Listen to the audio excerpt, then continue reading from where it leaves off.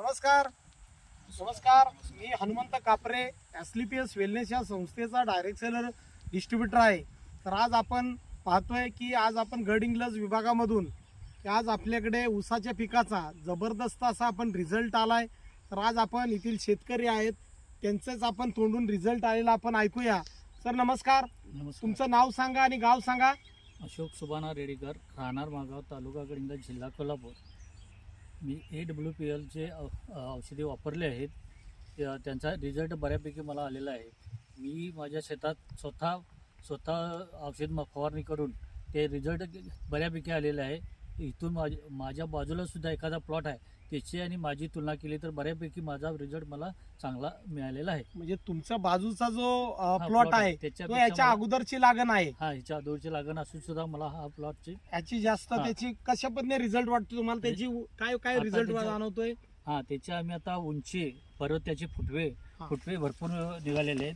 त्याच्या आंतरपीक आम्ही मसुरी घेतलेली आहे, मसुरीचं पण पीक चांगले आलेलं आहे, बऱ्यापैकी पीक आलेले आहे चांगले। त्याचे फुटवे पण आहेत, काळुकी आहे चांगली, आणि त्याचं आंतरपीक मसुरीचं ते कसं आलंय? ते पण चांगलं आलेलं आहे, त्याचे पण फुटवे वगैरे भरपूर आले। तर बघा तुम्ही की आज आपण पाहतोय की ते फवारणी केलेले एकदा, आणि ह्याला आपल्या संस्थेचे प्रोडक्ट जे भुविटा इको आरली बेसल डोस मध्ये देऊन बाकी ॲग्रो 90 आणि PGP एरेटॉनिकची फवारणी पण केली। अशा पद्धतीने त्यांना जो रिझल्ट आलाय तर नक्कीच तुम्हाला आपल्या एसलीपीएस वेलनेसची जैविक खते कोणाच्या माध्यमातूम मिळाली? मला पाटील सरांच्या माध्यमातून। आपले डिस्ट्रीब्युटर आहेत प्रभाकर पाटील सर आहेत, नारायण सर आहेत आपले, त्यांच्या माध्यमातून तुम्हाला मिळाली। नक्की तर तुम्ही समाधानी आहात? तुम्ही इतर शेतकरी लोकांना वापरायला सांगाल? हा, मी इतर शेतकऱ्यांना हे सांगेन AWPL हीच जैविक खते तुम्ही वापरा।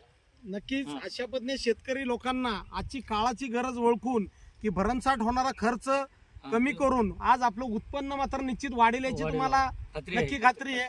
अशाच रासायनिक खत वापरलेलं नाही, कुठलेही रासायनिक खत न वापरलेलं आलेलं रिझल्ट आहे। तर नक्कीच शेतकरी बांधवांना सांगेल तुम्ही आमची एसलीपीएस वेलनेस या संस्थेची जैविक खते वापरा, आणि जर माती टिकेल तरच मोती पिकेल। धन्यवाद।